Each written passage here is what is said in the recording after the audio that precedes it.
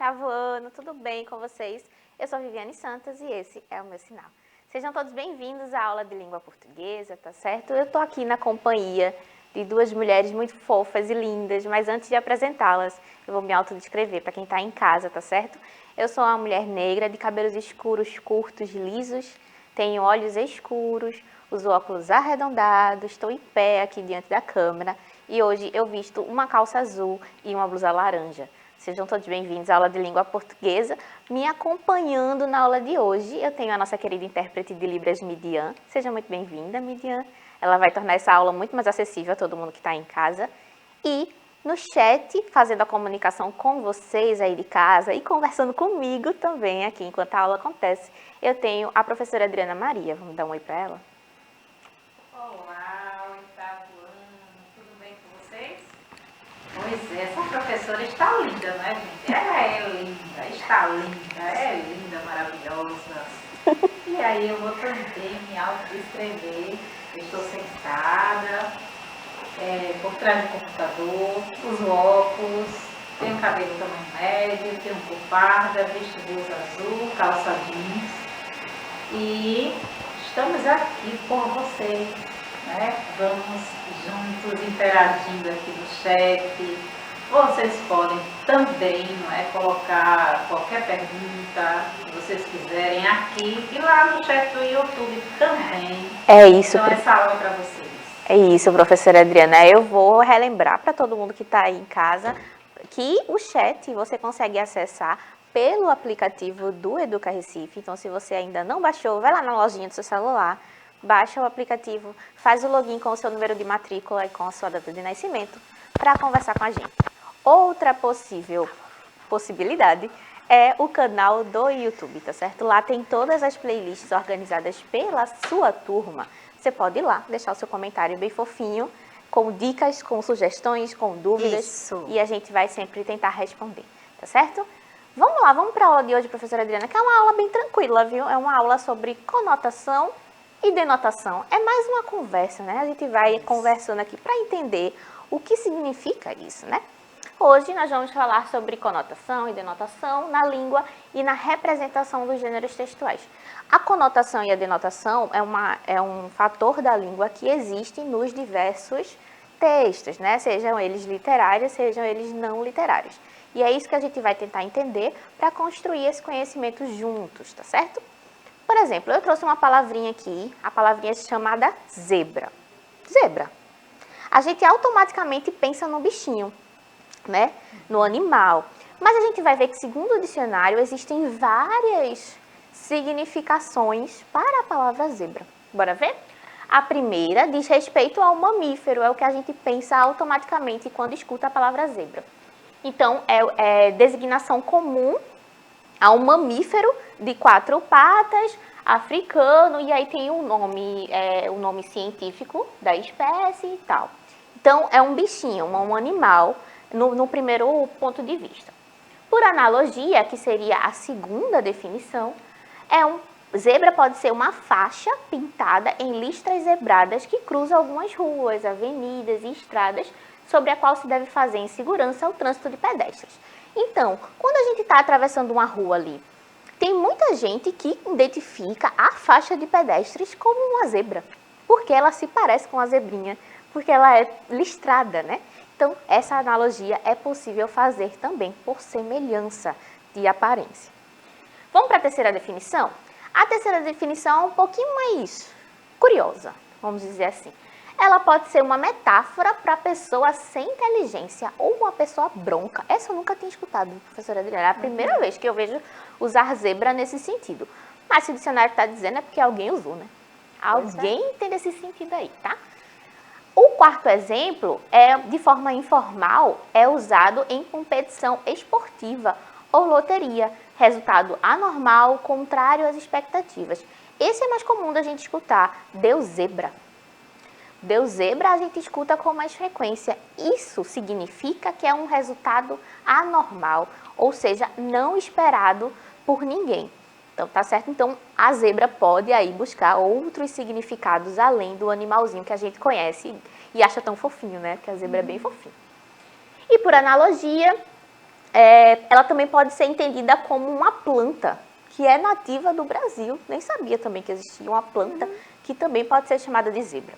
Então, ao fazer esse recorte do dicionário, a gente percebe que uma palavra só, ela pode ser empregada em tantos contextos diferentes, que é até curioso, né? Vai exigir trabalho da gente quando a gente pegar um texto para entender qual o sentido a palavra foi empregada ali, tá? Isso depende muito da intenção do falante, do objetivo dele ao utilizar aquela palavra específica, tá?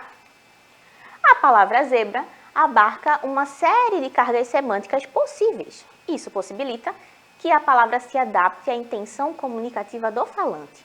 Claro que essa intenção precisa vir acompanhada de um conhecimento do ouvinte do uso feito na enunciação. Por exemplo, eu não sabia que zebra era utilizada para faixa de pedestres, por exemplo. Então, se eu colocar a referência de faixa de pedestres como zebra, Adriana atravessou na zebra. Será que alguém pode não entender o que eu estou falando? Então, além da minha intenção comunicativa como a pessoa que escreve o texto, eu preciso que o meu interlocutor também entenda o sentido ao qual foi empregado ali naquela frase, para que a informação não fique cheia de ruído, né? Imagina, a Adriana atravessou na zebra, mas a Adriana não sabe que a faixa de pedestre é conhecida como zebra. Sim. E aí, o que é que isso significa? Passou por cima do bichinho? Pois. Não, né? Será? Não, espero que não, professora Adriana. Claro que não. Não, de jeito nenhum, um doce desse. Ó, a conotação e a denotação são manifestações da linguagem que estão associadas, que estão relacionadas com os significados das palavras ou expressões de um enunciado. A gente vai ver que, especialmente a conotação, ela vai brincar muito com o significado das palavras, porque uma palavra ela não é utilizada no seu significado original, né? Ela vai criar outros significados a depender do seu contexto. Já a denotação, ela é um pouco mais tradicional, vamos dizer assim, né? Ela se atém ali ao significado literal da palavra ou ao significado original. Então, ela dá menos trabalho na hora que a gente vai tentar interpretar um texto. Simbora. Vamos para o conceito de conotação em si? Ó, a conotação ou sentido conotativo é a linguagem que está sendo utilizada em seu sentido figurado, subjetivo, expressivo e relativo.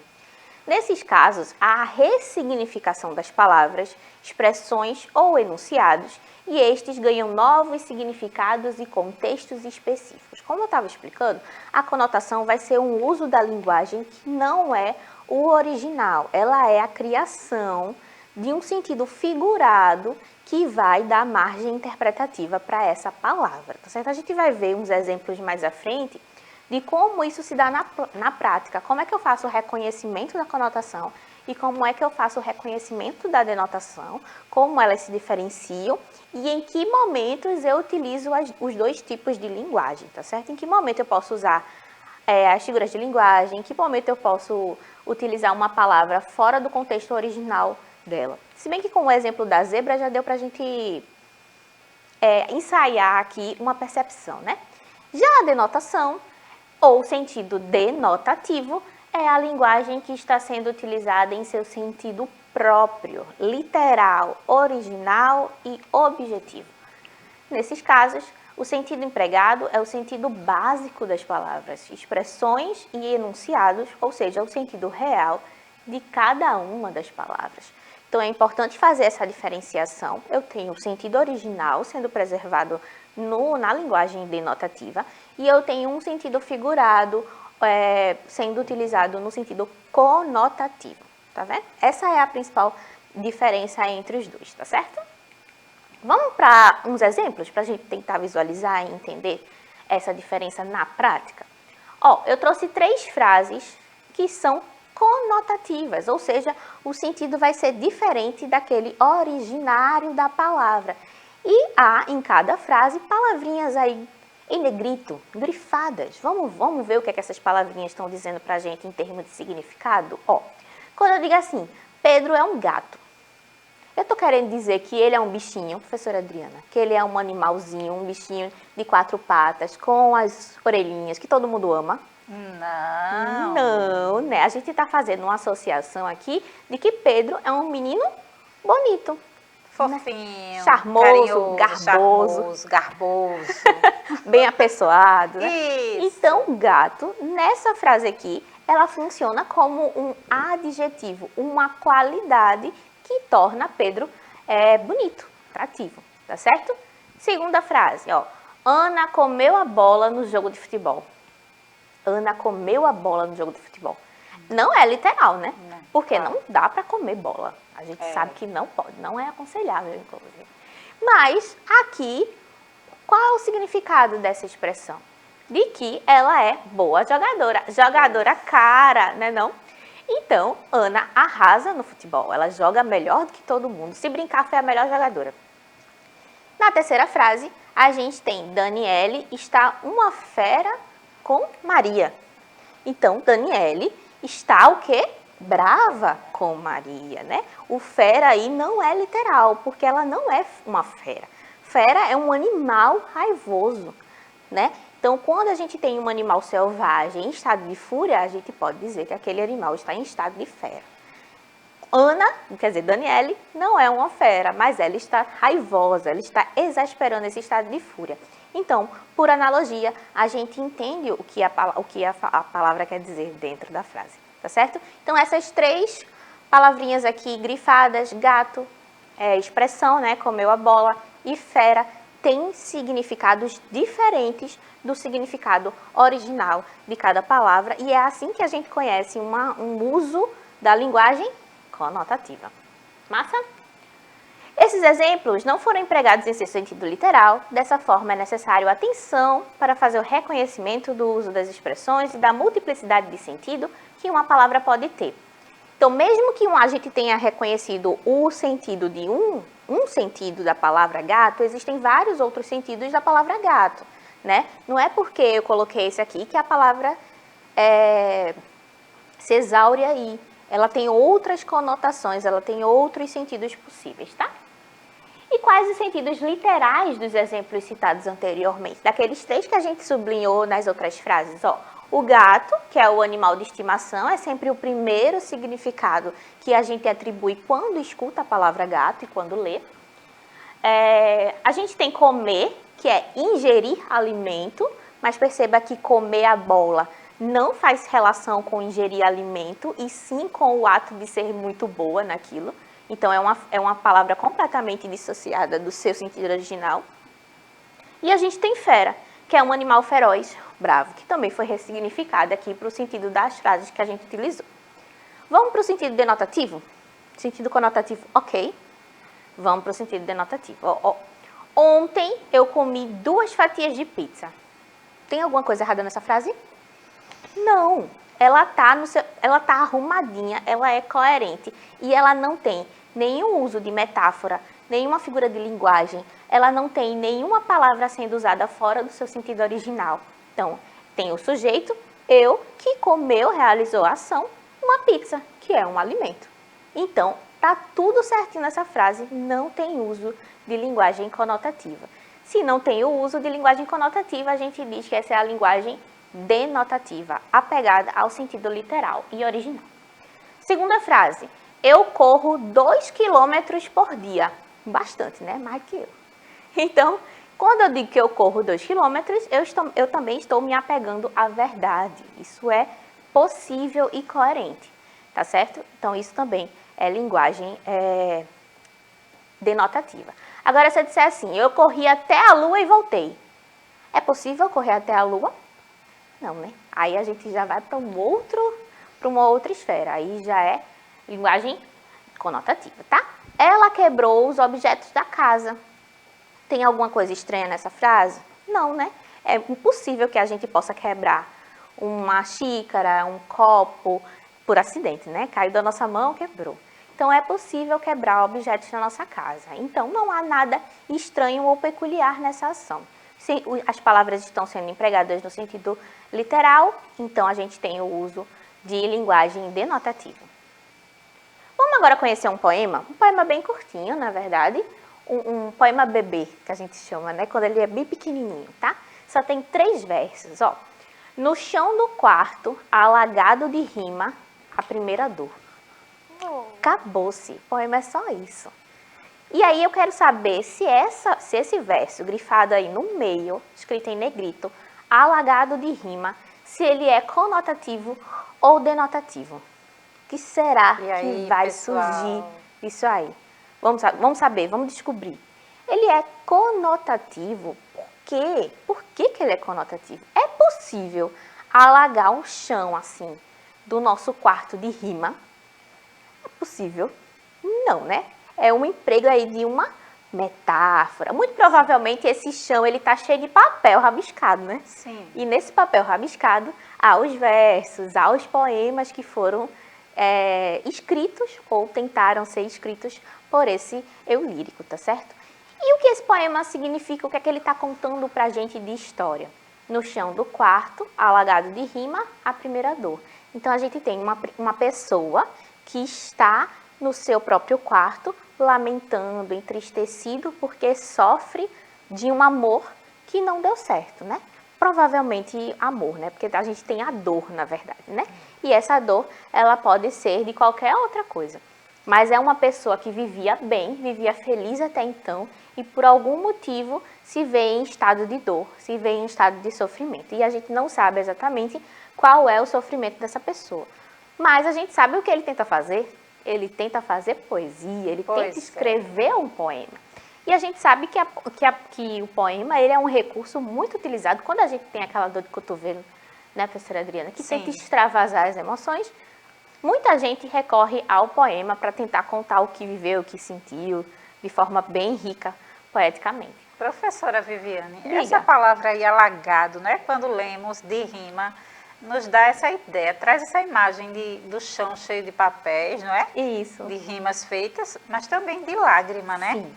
Lágrimas ali, palavras faladas ao vento, que ninguém escuta, e que só a pessoa que está sentindo essa dor, seja ela amorosa ou não é? Sabe. Então é interessante, não é, minha gente? Porque o poema, não é, com as suas linguagens conotativas, nos dá o direito de levantar hipóteses. Sim. Pensar além do que está escrito. Além do que Isso está é escrito. maravilhoso. Sem ser uma superinterpretação, que é o risco que todo mundo corre, Sim. né, quando está analisando um texto, de interpretar coisas que não há no texto. Nesse caso especificamente, há sim uma referência aqui ao alagamento, que pode ser associado a lágrimas, né, ao choro. O choro que eventualmente é associado à chuva também, né? Sim. Então, choro e chuva dá esse estado de alagamento do quarto, né? Que é essa alma que está sofrendo aí com essa dor. E o que essa expressão traz de mensagem, na verdade, isso aqui é tudo que a gente estava explicando até agora, né? A expressão alagado de rimas traz duas interpretações implícitas. A primeira é a do choro, do eu lírico, que é liberado a partir da dor que ele sente. E o segundo é o ato de escrever. Quem sofre é também poeta, porque se preocupa com a criação de um texto rimado. E a rima, que é o que domina aquele quarto, o chão daquele quarto, é uma característica basilar do gênero textual poema, que a gente já viu aqui também. Então a gente sabe que se tem rima, a probabilidade de ser uma canção, de ser um poema, é muito grande, né? Não que não possa ter rima em outros gêneros textuais, pode, mas não é uma estrutura que se busca quando você está escrevendo um conto, por exemplo. Não vai fazer, ninguém normalmente escreve um conto todo rimado. Isso acontece mais com poemas, tá certo? A poesia também pode ser um recurso que ajuda a expurgar as emoções, sejam elas felizes ou tristes. E agora a gente vai ver um exemplo de um texto que emprega a linguagem denotativa. A gente já foi para a linguagem conotativa, né? Que é esse mundo dos poemas e tal, e agora a gente vai para a linguagem denotativa, que é aquela linguagem apegada ao sentido original das palavras, tá? Eu tenho aí uma matéria tirada da revista 200 anos do dia em que o Brasil virou nação. Todo mundo sabe que esse dia é o dia da independência do Brasil, dia 7 de setembro, comemorado por muita gente no país, né? Então, eu tenho uma matéria que vai fazer um recorte histórico, historiográfico, narrativo e informativo sobre os 200 anos do dia em que o Brasil se tornou independente. E aqui está pequenininho, mas a ideia é mostrar o tipo de texto que recorre a essa linguagem denotativa, tá? A reportagem que lemos anteriormente é um exemplo de linguagem denotativa. A reportagem comemora os 200 anos da independência do Brasil e também o ponto de vista de crianças sobre o tema. Aqui, nesse cantinho da parte direita da matéria, da reportagem, a gente tem depoimentos de crianças e dizendo qual é o ponto de vista delas, se elas concordam em celebrar a independência do Brasil ou não e por quê. Então, esse recorte literal da linguagem é o que a gente chama de linguagem denotativa, certo? E esse aqui é uma partezinha do texto da matéria em si. Ó. No dia 7 de setembro de 1822, Dom Pedro I exclamou às margens do Riacho do Ipiranga, lá em São Paulo, a famosa frase independência ou morte. Ao longo desses 200 anos, o Brasil uniu a herança portuguesa com suas particularidades para construir uma nação única. Então, desse dia em diante, houve um projeto no Brasil de independência. Então, a partir desse momento, o Brasil se tornou o país. Perceba que não tem nesse texto o uso de metáfora, o uso de alusões, o uso de analogia. A gente tem um uso literal de cada palavra. Uma característica importante disso é que um texto que é literal, ele não pode ser compreendido de formas distintas por pessoas diferentes. Então, um texto denotativo, ele precisa ser compreendido da mesma forma por todo mundo que o lê, tá certo? E esse aqui é um bom exemplo, porque ele é um texto informativo que permite apenas uma única interpretação daquilo que for lido. Então, se Midian ou se professora Adriana lermos o mesmo texto, a gente vai entender a mesma coisa. Agora, se nós três estivéssemos lendo o poema, podia ser que cada uma fizesse inferências diferentes sobre o poema. Essa é a diferença aí principal entre o uso também da linguagem conotativa e denotativa, que é isso aqui, ó. Sendo assim, já podemos inferir que uma importante diferença entre o texto conotativo e denotativo é a quantidade de significados possíveis. Enquanto o texto denotativo suporta apenas um significado, o texto conotativo permite que façamos múltiplas interpretações. Esse é um ponto importante. Se eu estou usando uma metáfora, se eu estou usando uma outra figura de linguagem, pode ser que a pessoa que lê o meu texto entenda de uma forma, quando na verdade a intenção era dizer outra coisa. Isso faz parte do uso da conotação, tá? É completamente aceitável, não precisa se desesperar por isso.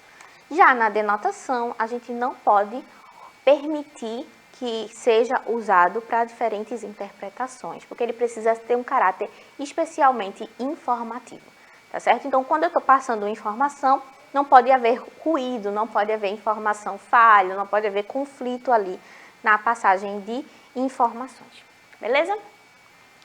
Tem dois exemplos aqui, utilizando a mesma palavrinha, que é a palavra pedra. Então, a gente vai ver que pedra pode ser usada no sentido conotativo e denotativo também. Bora lá, ó. Essa pedra vem de uma região isolada. Esse uso é um uso denotativo da linguagem, porque eu estou falando que a pedra em si, né, o objeto sem vida, foi trazido de uma região completamente isolada, então de difícil acesso. Já quando eu digo assim, você tem um coração de pedra, eu estou dizendo que o seu coração ele é tão duro quanto uma pedra. Estou fazendo uma comparação implícita. Então, a gente tem o registro da metáfora aí. Então, o uso da metáfora é uma forma de demonstrar a linguagem conotativa, que é essa não apegada ao sentido original da palavra, tá certo? Esses são os ossos do crânio. E aqui a gente tem um crâniozinho bem bonitinho sendo exposto. Então, isso aqui, quando eu mostro os ossos do crânio, eu estou usando ele no sentido denotativo. Agora, se eu disser assim, Henrique ou aquele menino é um crânio em matemática, eu estou querendo dizer o que com essa frase? Que Henrique é muito bom em matemática, que ele é muito esperto, muito perspicaz. Então, esse uso da linguagem é o uso conotativo, quando a gente sai do significado original. Os sentidos conotativo e denotativo podem ser empregados em diferentes tipos de texto para transmitir ideias. Aposte no uso conotativo quando desejar transmitir emoções diferentes para os seus leitores. Se você quiser alcançar emoções distintas entre os seus leitores, fazer esse câmbio aí entre os seus sentimentos e o do leitor, explorar novas possibilidades de usar a linguagem, é muito aconselhável que se use uma linguagem conotativa, certo? O uso figurado de algumas palavras e expressões criam floreios interessantes no texto, permite que o leitor mergulhe no que está sendo escrito e pode contribuir para que haja um entendimento subjetivo mais completo. A conotação ela vai ser essencialmente essa linguagem que permite o subjetivo, ou seja, aquilo que é entendido por mim, que não foi entendido pela professora Adriana, que foi entendido de outra forma, que já entendeu diferente de Midian, e assim sucessivamente. A linguagem denotativa vai ser a compreensão objetiva, não apegada ao subjetivo. Professora Adriana. Ufa! Acabou nossa aula. Você falou bastante, a aula foi maravilhosa. Esse conteúdo é tão gostoso de ser estudado. Espero que vocês aproveitem. E até a próxima, pessoal. É isso, eu espero que vocês tenham entendido. Como interação, eu queria que vocês aí organizassem a mente de vocês e me dissessem no caderninho de vocês ou no canal do YouTube a diferença entre conotação e denotação, tá certo? Eu me despeço por aqui, um cheiro, obrigada Midian e até a próxima. Tchau, tchau.